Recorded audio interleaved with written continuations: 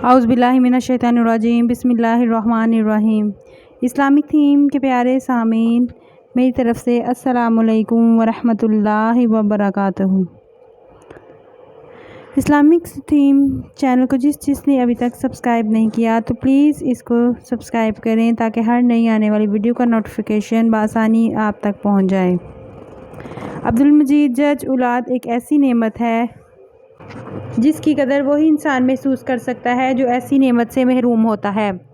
والدین اپنے بچوں کی خوشیوں کی خاطر ہر چیز قربان کرنے کو تیار رہتے ہیں۔ ان کی جدائی کا صدمہ بڑی مشکل سے سہ پاتے ہیں۔ اجمل کا شمار ان لوگوں میں ہوتا ہے جسے اللہ تعالیٰ نے 2 خوبصورت بچوں سے نوازا تھا، لیکن اس کے باوجود وہ اداس اور بجھا بجھا سا رہتا تھا۔ اس کی وجہ یہ تھی کہ اس کا ایک بچہ دنیا میں آنے سے پہلے ہی اللہ کو پیارا ہو چکا تھا۔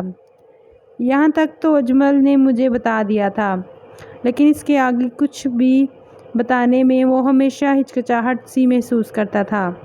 آخر ایک دن میں نے اس کو تفصیل بتانے پر رضامند کر لیا اور اس سے ساری حقیقت احوال معلوم کی تو اس نے بتایا کہ یار، اللہ تعالیٰ نے مجھے ہر خوشی دی ہے، خوبصورت پیار کرنے والی بیوی اور پھول سے 2 بچے، لیکن مجھے اپنا وہ بچہ کی صورت نہیں بھولتا جو اپنی پیدائش سے پہلے ہی مجھ سے روٹھ کر چلا گیا۔ میں نے پوچھا کہ بچے کو کیا ہوا تھا تو اس نے بتایا کہ یہی تو دکھ ہے کہ مجھے آج تک معلوم نہیں ہو سکا آخر بچے کو کیا ہوا تھا۔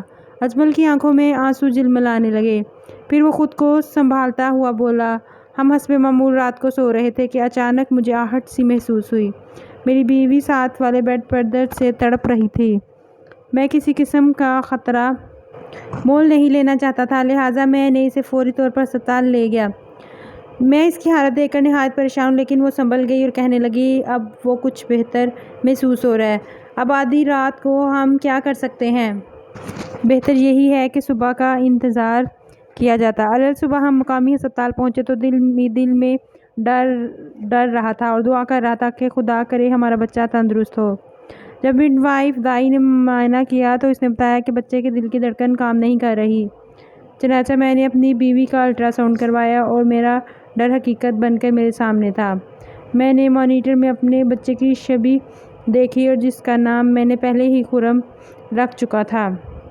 ڈاکٹر نے آخر کار کہہ ہی دیا کہ مجھے افسوس ہے کہ آپ کے بچے کو نہیں بچا سکا۔ میں بچے کا سانس بحال کرنے کی کوشش میں ناکام ہو گیا۔ یہ سنتے ہی کمرے میں سکوت طاری ہو گیا۔ میری آنکھوں سے آنسو جاری ہو گئے، جبکہ میری بیوی روبینہ سسکیاں لینے لگی۔ میں بھی خود پر قابو نہ پا سکا۔ ہم دونوں اپنے بچے کو کھو کر نہایت غمزدہ تھے۔ ڈاکٹر نے بتایا کہ روبینہ کو بھی ہسپتال میں ہی رکھا جائے گا اور 4 دن بعد بچے کی ولادت ہوگی، تب تک انہیں یہی رکھا جائے گا۔ میری خواہش تھی کہ میں اپنی بیوی کے پاس رہوں، لیکن ڈاکٹر نے اس کی اجازت نہ دی۔ چند دن اسی طرح سسکتے اور روتے گزر گئے۔ روبینہ بھی ہسپتال سے فارغ ہو کر گھر آ گئی۔ میری بیوی نے آنے والے مہمان کے لیے نہایت ہی خوبصورت کپڑے اور کھلونے تیار کر کے الماری بھر رکھی تھی اور ایک ایک چیز کو اٹھا کر چومتی اور آنسو بہاتی۔ بڑے بیٹے ثاقب نے پوچھا، یہ کس کی چیزیں ہیں؟ تو اسے یہ کہہ کر ڈال دیا کہ تمہارے چھوٹے بھائی کی ہیں۔ اس وقت میں ہی جانتا ہوں کہ مجھ پر کیا بیتی۔ تلخ یادوں کو کم کرنے کے لیے وقت تو لگتا ہے، اجمل ذرا ٹھہر کر بولا۔ وہ گھر جہاں چند دن بعد بچے کی کلکاریوں کی آواز آنا تھی، اب وہاں بالکل خاموشی تھی۔ ہم دونوں میاں بیوی سارا وقت اداسی اور غم کی کیفیت میں گزار دیتے تھے اور بڑے بیٹے سے بھی غافل ہوتے جا رہے تھے۔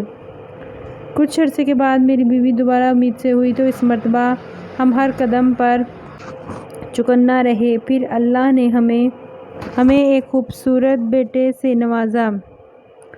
بچے کو پانے کی خوشی بھی تھی، لیکن پہلے بچے کو کھونے کا غم نڈھال کیے ہوئے تھے، لہٰذا ہم اس بچے کی خوشیاں مٹانے سے قاصر رہے۔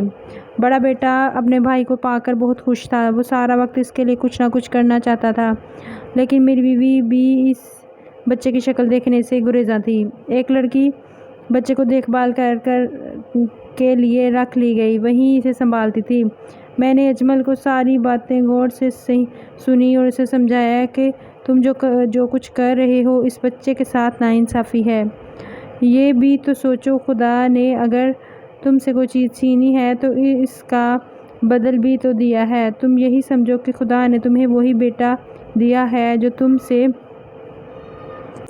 دور چلا گیا تھا، لیکن دل ہے کہ مانتا نہیں کہ مصداق اجمل پر کسی بات کا اثر نہیں ہو رہا تھا۔ دن مہینوں میں بدل گئے اور اجمل کا بیٹا چلنا سیکھ گیا۔ ایک دن میں اجمل کے گھر گیا تو دونوں بچے لان میں کھیل رہے تھے۔ ایک دم چھوٹا بچہ بائی کا تعاقب کرتے ہوئے گر پڑا۔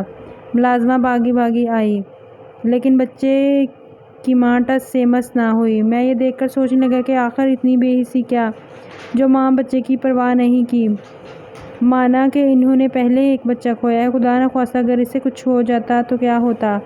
اجمل کو میں نے دوبارہ یہی بات سمجھائی تو وہ ایک بار پھر سے بجھ گیا، لیکن اب کی بار بات ماننے کو تیار نہیں تھا۔ میں نے اپنی بیوی سے اس کے بارے میں بات کی کہ کس طرح روبینہ بھابی کو صدمے سے باہر لایا جائے۔ چنانچہ ایک دن وہ اسے ماہر نفسیات کے پاس لے گئیں۔ ڈاکٹر نے چند ہفتے روبینہ بھابی کا علاج کیا تو وہ کافی حد تک بہتر ہو گئیں، اور ان جو واضح تبدیلی آئی وہ یہ تھی کہ انہوں نے کبھی کبھار بچے کو دیکھنا شروع کر دیا۔ ابتدائی مراحل میں یہ بھی بڑی کامیابی تھی۔ ادھر میں اجمل کو سمجھاتا رہا، پتھر پر قطرہ گرتا رہے تو اس میں تبدیلی واقع ہو جاتی ہے۔ وہ تو آخر انسان تھے اور بچوں کے ماں باپ، بس پھر کیا تھا، آہستہ آہستہ انہوں نے اپنے بچے کو پیار اور توجہ دینا شروع کر دی۔ بچہ بہت خوبصورت، گول مٹول تھا اور ایک بار دیکھنے والا اسے پیار کیے نہیں رہ سکتا تھا۔ اجمل اور بھابی کو کھوئے ہوئے بچے کی یاد تو دل سے نہیں مٹا سکے، لیکن قدرت کا لکھا سمجھ کر ضرور قبول کر چکے ہیں۔ میرے کہنے پر انہوں نے بچے کو خرم کا نام دیا، اور خدا کرے میرا دوست اپنی زندگی میں ہمیشہ خوش و خرم رہے اور اللہ کسی کو اولاد کا غم نہ دکھائے۔ آمین ثم آمین۔